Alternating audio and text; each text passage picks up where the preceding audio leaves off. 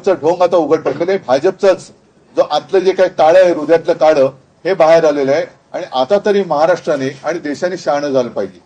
आम्ही जे लोकसभेच्या वेळेला म्हणत होतो की यांना संविधान बदलायचंय, संविधान बदलायचंय, दुर्दैव असं की संसदेमध्ये चर्चा ही संविधानावरतीच सुरू आहे.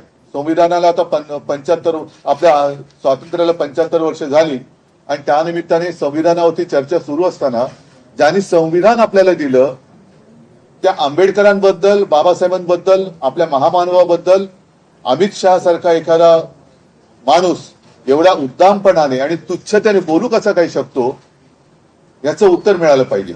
नाहीतर भारतीय जनता पक्षाला सत्तेवरती राहण्याचा अधिकार नाही.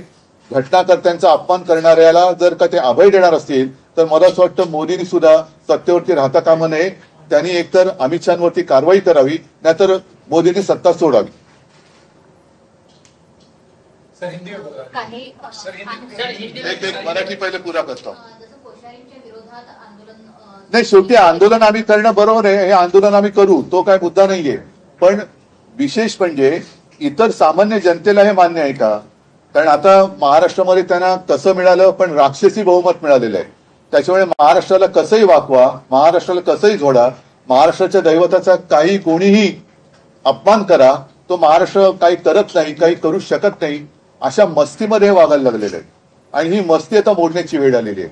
भारतीय जनता पक्षाने ताबडतोब त्यांच्याकडनं काय, आम्ही आंदोलन करू, पण भारतीय जनता पक्ष काय करणार आहे? अन्यथा जिथे जिथे भारतीय जनता पक्षाचे नेते महाराष्ट्रामध्ये आहेत तिथल्या नेत्यांना जनतेने विचारायला पाहिजे की हे तुम्हाला मान्य आहे का? आंबेडकरांचा अपमान तुम्हाला मान्य आहे का?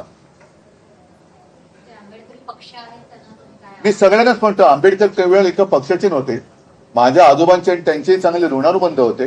शेवटी बाबासाहेबांनी माझे वडील शिवसेना प्रमुख म्हणायचे की या महाराष्ट्राने दोन दैवत जगाला दिली, देशाला दिली. एक म्हणजे छत्रपती शिवाजी महाराज आणि दुसरे डॉक्टर बाबासाहेब आंबेडकर.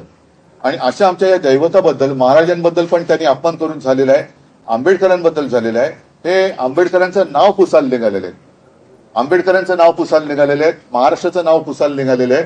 अर्थात हे जे नाव पुसायला निघाले ते भाजप किंवा भाजपवाले पुसले जातील, पण आंबेडकरांचं नाव पुसू शकणार नाही. सर, लोकसभेला